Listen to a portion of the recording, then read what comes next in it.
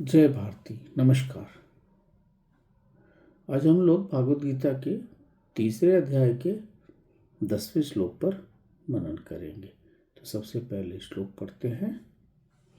सह यज्ञ प्रजा सृष्ट्वा पुरोवाच प्रजापतिः। सह यज्ञ प्रजा सृष्ट्वा पुरोवाच प्रजापतिः। अनेन प्रसविष्यस्त्वम् एषवोस्त्विष्ट कामधुक्।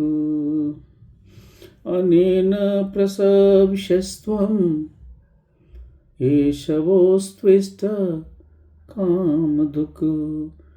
तो यहाँ पे भगवान कृष्ण जो हैं वह बता रहे हैं अर्जुन को कि प्रजापति ने प्राचीन काल में प्राणियों को यज्ञ की भावना के साथ उत्पन्न किया था और कहा था कि जैसे मैंने तुम्हें यज्ञ की भावना से उत्पन्न किया है वैसे ही तुम भी यज्ञ की भावना से संसार को चलाओ, यानी संसारिक सूत्र को कार्यान्वित करो।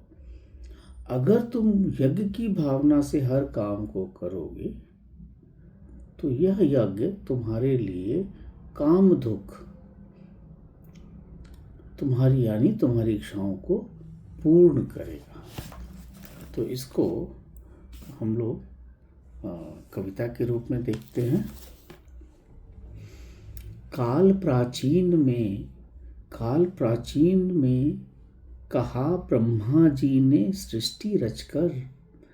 काल प्राचीन में कहा ब्रह्मा जी ने सृष्टि रचकर। सहयज्ञ भावना निहित प्रजा व्यवस्थित कर। सहयज्ञ भावना निहित प्रजा व्यवस्थित कर। यज्ञ मार्ग से हो वृद्धि कामधेनु हो प्राप्त। यज्ञ मार्ग से हो वृद्धि कामधेनु हो प्राप्त। वर्ण आश्रम काल स्वभाव अनुसार जो यज्ञ कर। तो यहाँ पे भगवान जो है कह रहे हैं कि जैसे मैंने तुम्हें, प्रजापति ने कहा कि मैंने जब प्राणियों को उत्पन्न किया तो यज्ञ भावना के कारण के साथ किया, तो उसी यज्ञ भावना को आप आगे भी बढ़ाओ। तो इसको इस तरह समझते हैं कि प्रजापति जो थे वो भगवान कृष्ण कह रहे हैं कि प्रजापति ने यज्ञ आरंभ में यज्ञ सहित जितने भी प्रजा थी प्रजाओं की रचना करके कहा कि इस यज्ञ से तुम समृद्ध हो जाओ। यह यज्ञ तुम्हारी इच्छित कामनाओं को पूर्ण करने वाला हो। मतलब जिस तरह हमने तुम्हें मतलब प्रजा को यज्ञ के भावना से उत्पन्न किया, उसी तरीके से तुम लोग भी सहयोग करके यज्ञ की भावना से ही आगे कार्य करो। तो यहाँ पे ये जो है, अब ये एक तरह से आप कह सकते हैं कि एक सामाजिक ये भी हो गया कि अब आप एक पूरे समाज का जो सहयोग है उसके विषय में बात हो गया। यज्ञ यहाँ पे पूर्ण रूप से सहयोग की भावना है, जहाँ आप देने की बात करते हो, यहाँ लेने की बात नहीं कर रहे हो। सब लोग सहयोग करके ही यज्ञ करते हैं। यज्ञ कभी अकेला होता नहीं ना, सब लोग मिल के करते हैं। तो भगवान यहाँ पे कह रहे हैं कि सृष्टि स्वार्थ पर नहीं परस्पर त्याग पर टिकी है। यही ब्रह्मा जी ने समझाया कि हमने तुम्हें यज्ञ की भावना से उत्पन्न किया, तो तुम अब यज्ञ की भावना से ही आगे बढ़ो और कामधेनु को प्राप्त करो। यानी जो तुम्हारी सामूहिक इच्छाएं हैं, पूरे समाज की जो इच्छा है वो प्राप्त हो। तो यहाँ यज्ञ का अर्थ यही है कि योगदान करना, सहयोग करना, समष्टि के लिए जीना। तो यह जो श्लोक है ये आपको सामाजिक उत्तरदायित्व की तरफ भी ब्रह्मा जी के निर्देश के अनुसार आपको प्रेरित करता है। तो भगवान यहाँ पे कहते हैं कि कामनाओं को त्याग कर दो, और ये कहते हैं कि कामनाएं धर्म के माध्यम से पूरी करो, मतलब पूरे समाज के साथ अपनी कामनाओं को पूरी करो। तो वो मतलब कर्म बंधन नहीं होगा। जब भी आप कोई काम समाज के रूप से करते हैं तो वो कर्म बंधन नहीं होगा। तो यहाँ पे यही है कि धर्म के से युक्त अगर काम करते हैं तो वो कर्म बंधन नहीं होगा, आगामी कर्म का उत्पन्न नहीं होगा।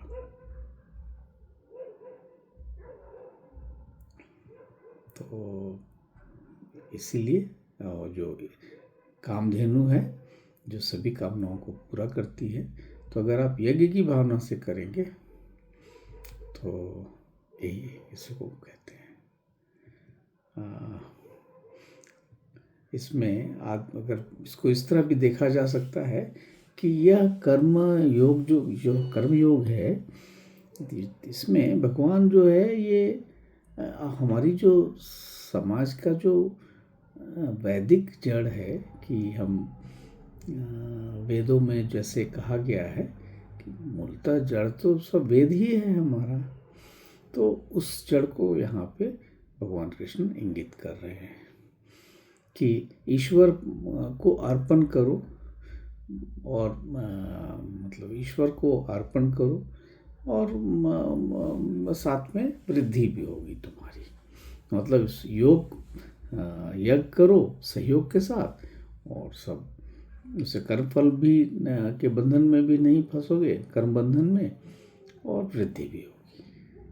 तो सबसे उत्तम मार्ग यही कहा है। मतलब जब समाज के लिए आप काम करते हैं तो एक तरह से निष्काम काम हो जाता है, क्योंकि आपका उसमें निज स्वार्थ नहीं होता। तो जो काम ईश्वर को समर्पित है वह आपके मन को, चित्त को, सबको शुद्ध करेगा, और उससे ज्ञान चक्षु खुलेंगे, और जो भी है मोक्ष है या जो भी आगे की जो यात्रा है वो आप अग्रसर हो पाएंगे। तो यज्ञ किया हुआ जो कर्म है वो आपके आगामी कर्म को या अविद्या को नहीं बढ़ाता है, परंतु विद्या को बढ़ाता है, आपके ज्ञान चक्षु को खोलता है। तो एक तरह से ये आप कह सकते हैं कि सामूहिक निष्काम कर्म करने के लिए यहाँ भगवान प्रेरित कर रहे हैं कि मतलब अगर आप यज्ञ से कटते हैं, यज्ञ से दूर भागते हैं, तो आप समाज से भी दूर भागते हैं। ब्रह्मा जी के जो वचन हैं, जो भगवान कृष्ण कह रहे हैं हमारे लिए, जो निर्देश है, उससे भी दूर भाग रहे हैं। तो और एक तरह से आप ये भी कहें ना कि अगर इसको आप नॉर्मल वे में देखें तो इंटरडिपेंडेंस के बगैर तो आप जीवन संभव है नहीं। पूरा समाज एक दूसरे पे निर्भर ही तो है, तो यज्ञ की भावना तो उसमें आ ही गई। अगर आप मॉडर्न डे पे देखेंगे तो इसको तो वही समझा जाएगा कि जहाँ सब लोग सहयोग करके समाज का विकास कर रहे हैं, तो ये कर्म बंधन नहीं बनेगा, क्योंकि आप दे रहे हैं। जैसे आप लेना शुरू करते हैं अपने लिए, निस्वार्थ के लिए, तो कर्म बंधन बनता है। तो समाज के लिए किया हुआ कार्य हमेशा निष्काम होता है, वो यज्ञ की तरह है, और यही ब्रह्मा जी का निर्देश है। वही भगवान कृष्ण इस बात को इंगित कर रहे हैं कि आप करो, यज्ञ की भावना से ही काम करो और समाज के लिए काम करो, सहयोग के साथ काम करो। तो आशा है यह 10वां श्लोक आपको के ये जो विचार हैं भगवान कृष्ण के, वो अच्छा लगा होगा। हम लोग सबका दायित्व यही है कि भगवत गीता की जिस माध्यम से भी जिसका जितनी भी समझ हो, प्रज्ञा हो, उसके अनुसार उसको आगे बढ़ाए